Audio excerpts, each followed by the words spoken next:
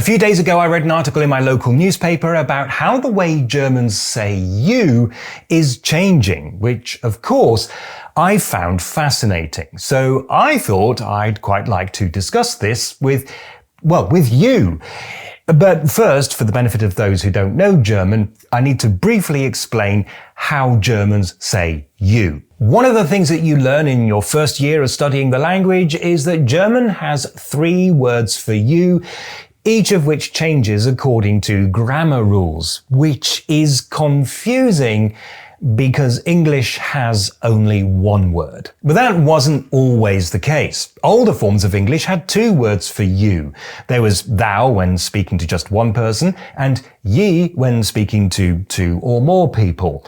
And it was similar in many other European languages as well, such as French, Russian, Welsh, and German, which had du in the singular and ihr in the plural. And yes, back in those days, most of these forms will have been spelled and even pronounced differently. I'm just using the modern forms for the sake of clarity. But many of these languages started using the plural form as a mark of respect. For example, if you were talking to a duke, you would use the plural form even though you were only speaking to one person.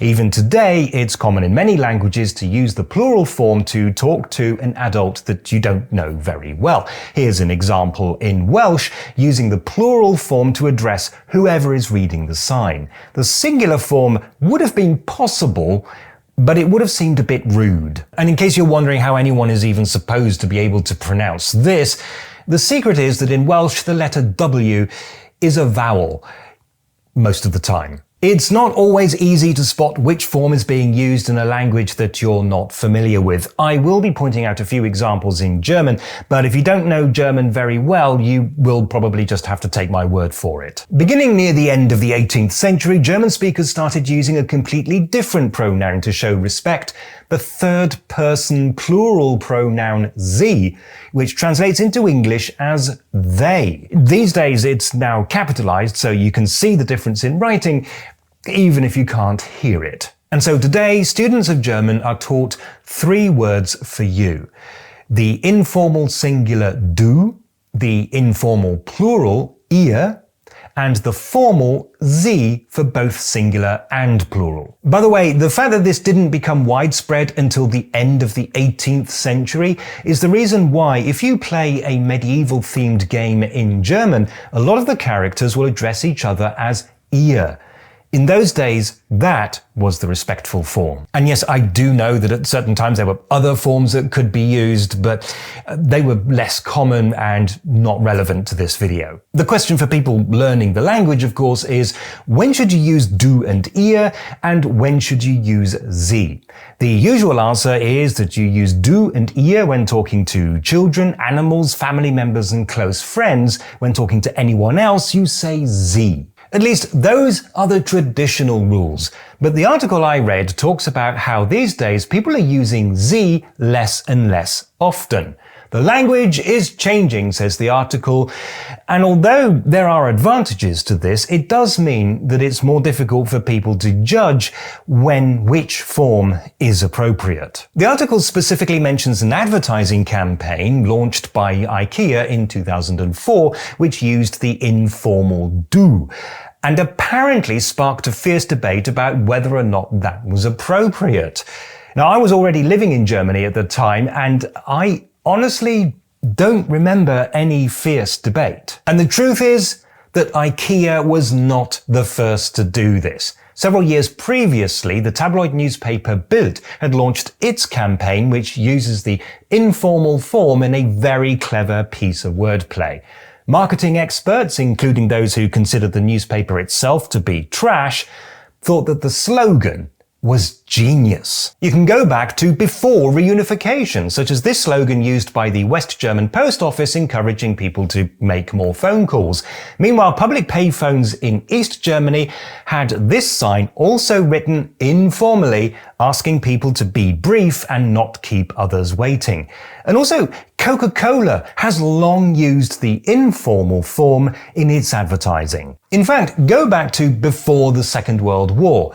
These are the instructions for the combined referendum and election of November 1933, and there are two things that you might notice. First, yes, you are seeing this correctly, there is only one party that you can vote for. And second, it uses the informal do.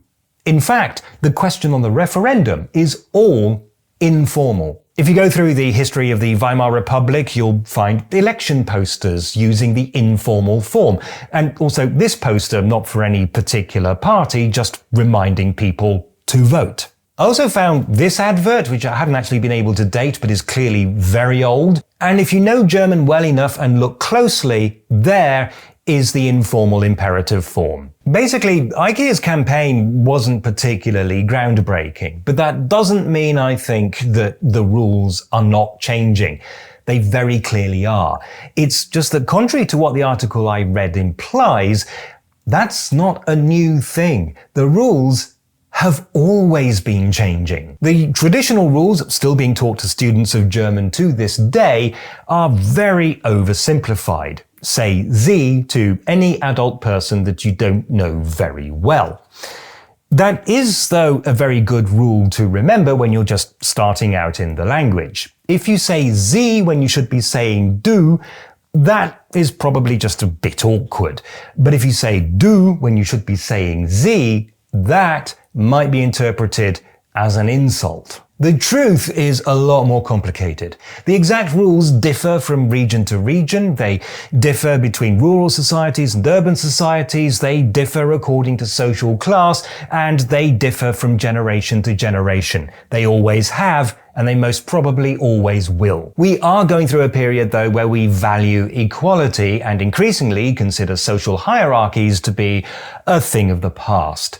As a consequence, the rules are shifting to make Sie less common than it used to be. That can cause some awkward situations, but German society has always coped before, and I see no reason to think that it can't cope now. But Sie isn't likely to die out completely.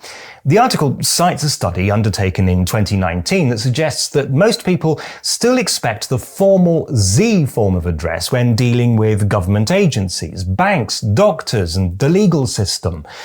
Places where professional objectivity and neutrality are very important. In summary then, yes, the rules are changing, but they always have.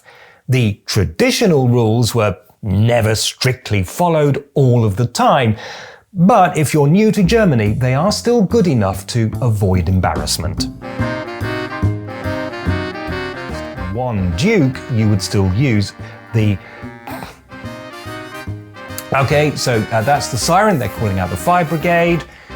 You probably can't hear it, but I can, and it's really putting me off.